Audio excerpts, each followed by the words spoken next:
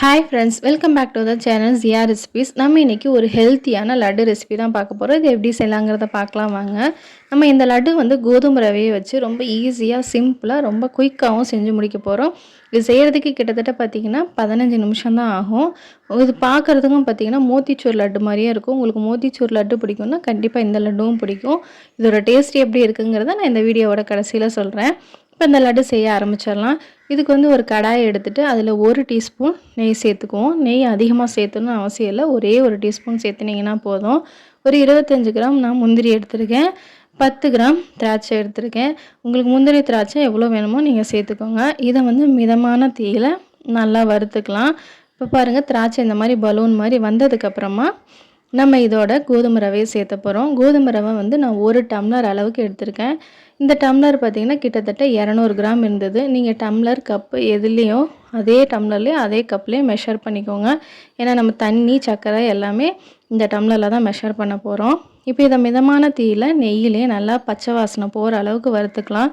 இப்போ இது வறுபட்டுருக்கிறதுக்குள்ளே இன்னொரு பேனில் நம்ம எந்த டம்ளரில் கோதுமை ரவை எடுத்தோமோ அதே டம்ளரில் 4 டம்ளர் அளவு தண்ணி சேர்த்துக்குவோம். அதோட ஸ்வீட்டுக்கு கொஞ்சம் ஒரு சிட்டிகை உப்பு சேர்த்துக்குவோம். இப்போ தண்ணி வந்து இந்த மாதிரி பபுளாக வந்ததுக்கப்புறமா நம்ம எடுத்து கோதுமை ரவையோடு ஊற்றணும். தண்ணி நல்லா கொதிக்கணும்னு அவசியம் இல்லை. இப்போ பாருங்க, நம்ம கோதுமை ரவை நல்லா வறுபட்டுருச்சு. இப்போ நம்ம தண்ணியை சேர்த்துக்கலாம். கோதுமை ரவை நல்லா வறுத்ததுக்கப்புறம் தான் நம்ம தண்ணி சேர்த்தணும். தண்ணி சேர்த்தும் போது மட்டும் தீயை வந்து ரொம்ப குறைவாக, அதாவது ஃபுல் சிம்மில் வச்சுட்டு அதுக்கப்புறம் தண்ணி சேர்த்துங்க. இல்லாட்டி கையிலெலாம் தெறிக்க ஆரம்பிக்கும். தண்ணி ஊற்றுனதுக்கப்புறமா ஃப்ளேமை வந்து மீடியம் ஃப்ளேமில் வச்சுட்டு இதை நல்லா குக் பண்ணலாம். கோதுமை ரவை நல்லா வேகணும், இல்லாட்டி வந்து டேஸ்ட்டு நல்லா இருக்காது. இப்போ இதை எல்லாத்தையும் இப்படி கிளறி விட்டுக்கிட்டே இருப்போம்.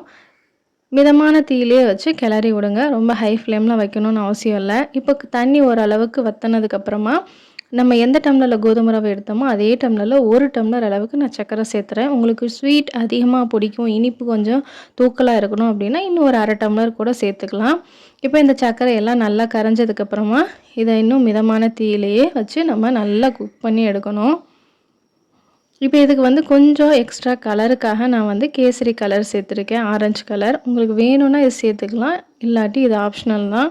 இது வந்து உங்களுக்கு டேஸ்ட் எதுவும் கொடுக்க போகிறதில்ல. ஜஸ்ட்டு பார்க்குறதுக்கு பார்வையாக இருக்கணும் அப்படிங்கிறதுக்காகவும் கொஞ்சம் ஜாலியாக இருக்கும் அப்படிங்கிறதுக்காகவும் மட்டும்தான் நான் இந்த கலர் சேர்த்துருக்கேன்.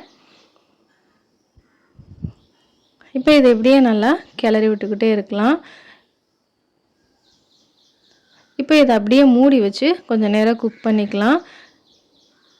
இடையில இந்த மாதிரி திறந்து கிளறி விட்டுட்டே இருங்க, இல்லாட்டி அடிப்பிடிக்க ஆரம்பிச்சிரும். இப்போ பாருங்கள், ஓரளவுக்கு வெந்திருக்கு, அதாவது ஒரு 50% வந்துருச்சு. திரும்ப இதை மூடி வச்சு குக் பண்ணுவோம். இப்போ ஒரு 5 நிமிஷத்துக்கு அப்புறம் நான் திரும்ப ஓப்பன் பண்ணுறேன். கிட்டத்தட்ட பார்த்திங்கன்னா நம்மளுக்கு 80% குக் ஆயிடுச்சு. இன்னும் கொஞ்சோண்டு தண்ணி மட்டும்தான் இருக்குது. திரும்ப ஒரு கிளறி விட்டுட்டு இதை சிம்மில் வச்சு கொஞ்சம் நேரம் வேக விடுவோம். ஃப்ளேமை ஃபுல்லாக கம்மி பண்ணிவிட்டு வேக விடுங்க. இப்போ பாருங்கள், இது வந்து கிட்டத்தட்ட 80% வெந்துருச்சு. ஸோ திரும்ப மூடி வச்சு இதை சிம்மில் ஒரு 2 நிமிஷம் வேக விடுவோம். இப்போ 2 நிமிஷத்துக்கு அப்புறம் திறந்து பார்த்தோன்னா தண்ணியெல்லாம் ஃபுல்லாக வற்றிருச்சு, தண்ணி எதுவுமே இல்லை. ஸோ இப்போ திரும்ப இதை ஒரு கிளறி விட்டுக்கலாம். இப்போ ஃபுல்லாக நம்மளுக்கு லட்டு ரெடி ஆயிடுச்சு. இப்போ இந்த நம்ம சர்க்கரை சேர்த்துருக்கோம்ல, அது வந்து சப்போஸ் ஓவர் குக் ஆயிடுச்சுன்னா நம்மளுக்கு மேலெல்லாம் வந்து சர்க்கரையாக நிற்கும். அது நிற்கக்கூடாது அப்படிங்கிறதுக்காக ஒரு 2 சொட்டு லெமன் ஜூஸ் சேர்த்துக்குவோம். லெமன் ஜூஸ் வந்து 2 சொட்டு தான் சேர்த்தணும். அதுக்கு மேலே சேர்த்துனிங்கன்னா உங்களுக்கு லெமனோட புளிப்பு நம்ம லட்டுவில் வர ஆரம்பித்தோம். லெமன் சேர்த்துனதுக்கப்புறம் சும்மா ஒரு கிளறி விட்டுட்டு இதை அடுப்புலேருந்து நம்ம எடுத்துட வேண்டியதாக. ரொம்ப நேரம் வந்து லெமன் ஊற்றிட்டு குக் பண்ணாதீங்க. இப்போ நம்ம இதை எடுத்துடலாம். அவ்வளோதான், நம்மளுக்கு சூப்பரான லட்டு ரெடி ஆயிடுச்சு. இப்போ இது நல்லா ஆறுனதுக்கப்புறமா நம்ம இதை உருண்டை பிடிக்க ஆரம்பிக்குவோம். பாருங்கள், பார்க்கவே முத்தாக சூப்பராக இருக்குது. நம்ம அந்த மோத்திச்சூர் லட்டில் வரும்ல அதே மாதிரியே இருக்குது. ஸோ இப்போ இதை நல்லா ஆறட்டும். ஆறுனதுக்கப்புறம் நம்ம உருண்டை பிடிக்க ஆரம்பிப்போம். இப்போ ஒரு 5 நிமிஷத்துக்கு அப்புறம் ஆறிடுச்சு. ஒரு அளவுக்கு கையில சூடு பொறுக்கிற மாரி இருக்குது. ரொம்ப சூடாவும் இல்ல, ரொம்ப ஆறி போயும் இல்ல. இப்போ நம்ம எடுத்து லட்டு பிடிக்க ஆரம்பிச்சுருவோம். இப்போ லட்டு பிடிக்கிறதும் பாருங்கள், இந்த மாதிரி ஒரு 2 தடவை அமுத்திட்டு இந்த மாதிரி ஒரு உருட்டு உருட்டுனீங்கன்னா சூப்பராக லட்டு வந்து உங்களுக்கு ரவுண்டாக கிடைக்கும். உங்களுக்கு ஷேப் இல்லாமல் கிடைக்காம இருக்காது. நல்லா சூப்பர் ஷேப்போட இருக்கும். ஃபுல் நல்லா ரவுண்டாக கிடைக்கணுன்னா இந்த மாதிரி ஒரு 4 அமுத்திட்டு அதுக்கப்புறம் நல்லா உருட்டிக்கலாம். இப்போ திரும்ப நான் செஞ்சு காமிக்கிறேன் பாருங்கள்.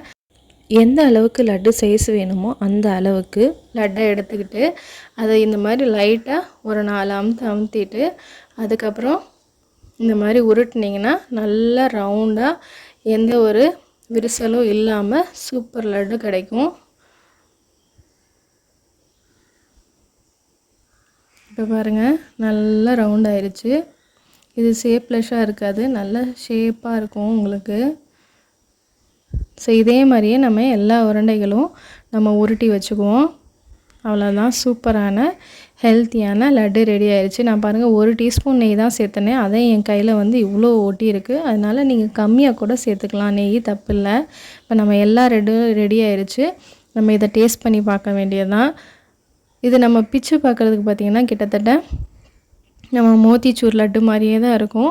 ஆனால் டேஸ்ட்டு பார்த்திங்கன்னா அந்த லட்டு அளவுக்கு இருக்காது. நம்ம கோதுமை ரவை டேஸ்ட்டு தான் கொஞ்சம் இருக்கும்.